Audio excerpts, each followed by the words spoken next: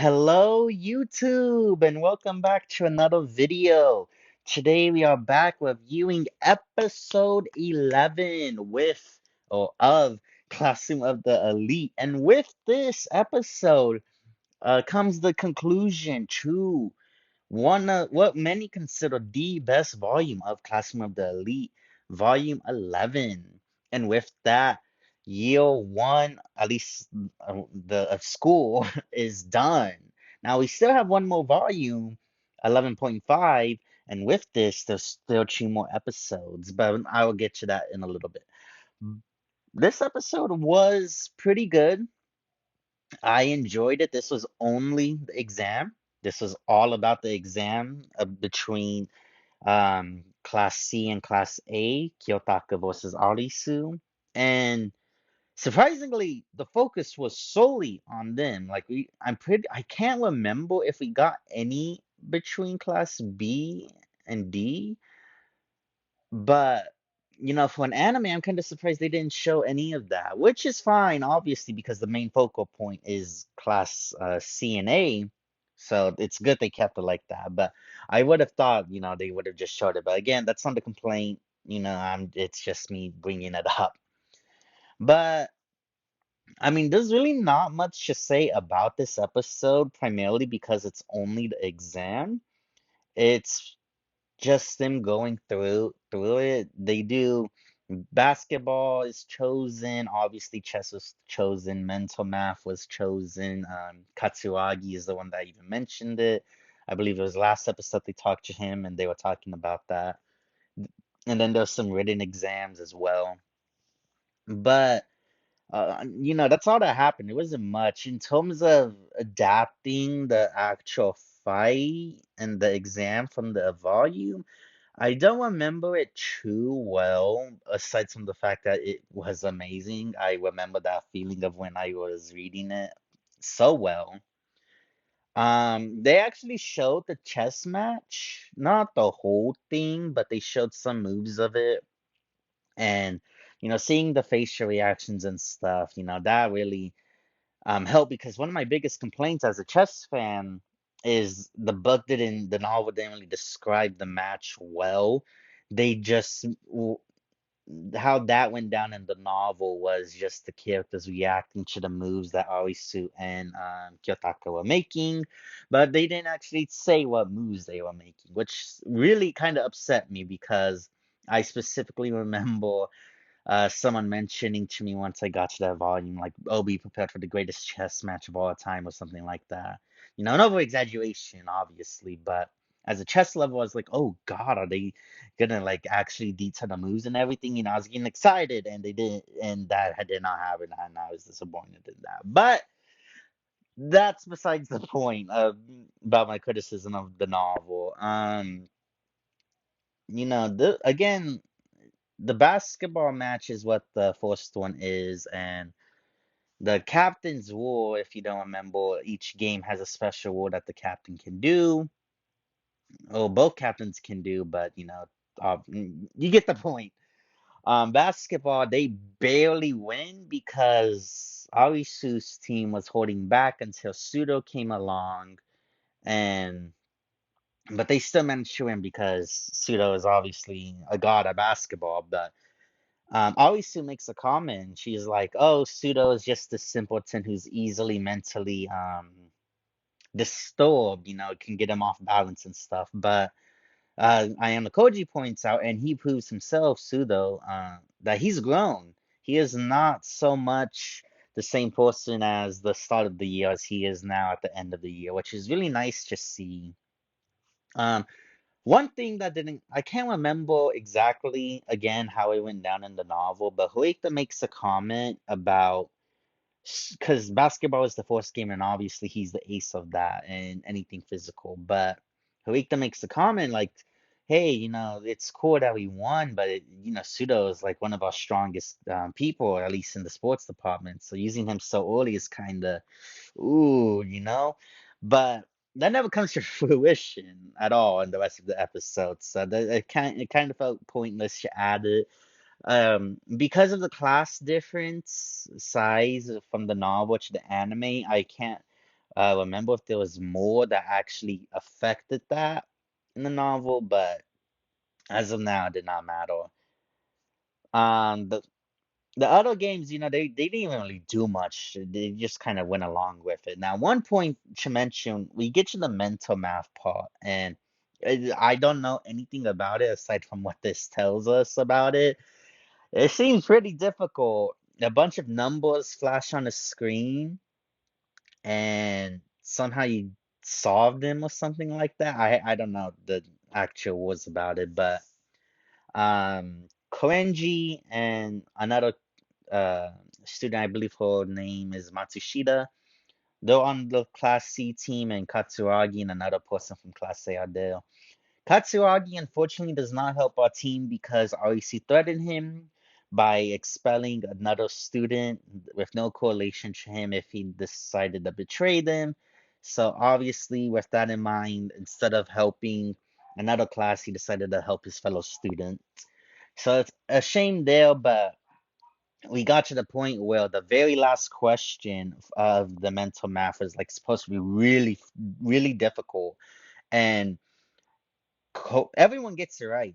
Koenji gets it right, which is no surprise, but it's kind of surprising with the other people because he's Koenji. Um, but what surprises Matsushita is because the special rule for this scheme is the captain can answer a single question of their choice, and Matsushita, even though she was able to answer it, she notices Ayano Koji was as well. And she's like, well, hang on a minute, this man, because it focuses on her, so we obviously can see, like, she's thinking something, right? Something's not right here. Something's going on right here. But we don't deal on that right now. No, I'm not gonna mention it for spoilers, but that's the probably the last big moment other than the chess match. The chess match ends with Oisu's victory, but it's literally revealed right at the end that oh my God, I don't even remember the new director's name, but the new director, he interfered and made Ayano Koji lose. So Arisu got Ayano Koji that protection point, but at the end of the day, he's already lost because of the director interfering with the one-on-one. And this pisses Arisu off because obviously she wanted a fair match between Kyotaka, who's when she's been wanting it for so long. So that pisses her off. And they actually at the end they redo the chess match with the exact same scenario and everything, and she loses. So we see Kyotaka was gonna win that match, but unfortunately due to outside interference, he lost. Now, I can't believe I was gonna completely gloss over this, but we actually get Kiyotaka's backstory in like full on fleshed out pretty much. Now, I can't remember how much was shown and detailed in season two when his dad comes to the school and talks to him, but Arisu, now this is something that light novels people complained about in season one because a certain scene wasn't adapted. Pretty much in the light novels, the first three volumes, I forgot which one, I believe it's volume three or two. I really don't remember. But there's a scene where Kiyotaka and Ayano Koji interact, and she's like, I've been waiting for our reunion and wanting to fight you. And Kiyotaka's like, you know who I am? Like, I don't even know you. And she's like, oh, I know everything about you. And then it's all mysterious and ooh, pretty much one of the biggest things with the light novel readers is that there's a lot of stuff that is mentioned that gets payoff, but the anime cuts a lot of that out, which is a big complaint for them. And I would say when it comes to volume 11, it really does like have a big thing to do with it. But at the end of the day, we see that Arisu has visited the right room, which is a special room that Kiyotaka's dad um, is the director of, where pretty much they are forcing kids into these situations to try and make them a unparalleled genius. And the reason why Kiyotaka's dad wants him back is because he is the pride and joy. He is the only successful person to come out of the right room, whether that's just natural born talent on his part or with the aid of the right room. But because of that, Kiyotaka's dad wants him back, and that's why he doesn't want him at the school. And Arisu's whole thing in all of this is because her dad is obviously friends with Kiyotaka's, and um, he took out Arisu to the White Room, and she saw Ayano Koji doing these things. So that's why she has such an interest in him, and why she wants to beat him, because she's obviously a naturally born genius, and she sees Kiyotaka at this point, not at the end, but at this point, to be kind of fake. She sees this room and is like, oh, this is fake. These are wannabes. Nothing can compare to the true genius of a natural born person. And that's her whole motivation in the fight against Kyotaka. So we get that, and obviously she ends up losing. They share a nice moment together at the end, though, once they reenact the chess match and everything, and she loses. But other than that, that's the end of the episode and the end of volume 11. Now, again, we still have two more episodes, and that's going to be for 11.5. Now, I'm kind of glad we get two episodes for 11.5 because there is a lot of development that happens on that event with Matsushita. It, Something happens with that. We get other stuff with Hoikta that I won't get into, obviously. We get a bunch of development for a few characters. But yeah, other than that, the animation was solid throughout. I'm pretty sure, not pretty sure, but it was consistent. There's obviously gonna be people micro analyzing everything about it, but don't worry about it. It was good animation. It was on style all the episode. I didn't notice anything really, so it was good. All right. I really have no complaints about this episode. It was a pretty solid episode.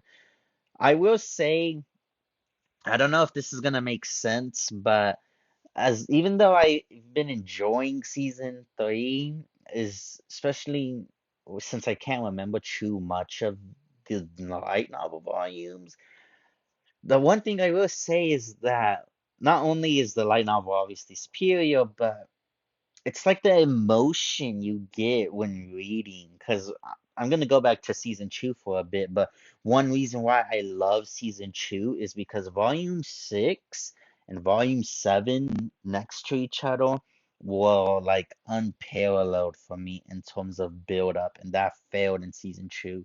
And it's really that build up, that suspense, because volume six and seven, it was suspenseful all throughout. I'm literally getting goosebumps thinking about it again. But um like, even though you're reading a novel, you know how when you're like in an intense situation and like you have heightened senses, and like it's like you can cut through the air with a knife to break it in something. That was how I felt the whole time reading like volume six and seven. It was like insane, and it's because I don't get that feeling with the anime that I just, even though I enjoy it, I that's my thing, not just from an adaptation, but because I can't get that emotion replicated in the anime. And I think that's a better way to this not discuss, but I guess explain how you feel about it, other than just looking at it from a pure adaptation standpoint. Now, maybe that has something to do with how it's adapted, but I think even if you adapt something differently, the aim should get the same emotion and impact should still be there. I feel like I'm going off topic, but yeah, that's pretty much how I feel about it. Enjoyable episode, enjoyable season overall. Definitely a big improvement from last season in terms of quality. But yeah, that's gonna be it for me. I really have nothing much else to say about this. The next two episodes are just gonna be slice of life. I enjoyed those, enjoyed the development. And as I kind of hopeful Yochu gets animated, I doubt they're ever gonna remake this like a like Spice and Wolf or get a Kai version. So I hope it gets Yochu animated. That'd be really good. It's actually about to end already. I think Volume 11 is just coming out, or it barely came out like a couple weeks ago, something like that. But I hope you guys enjoyed. Let me know what you thought of the episode, and I'll see you next time. Peace.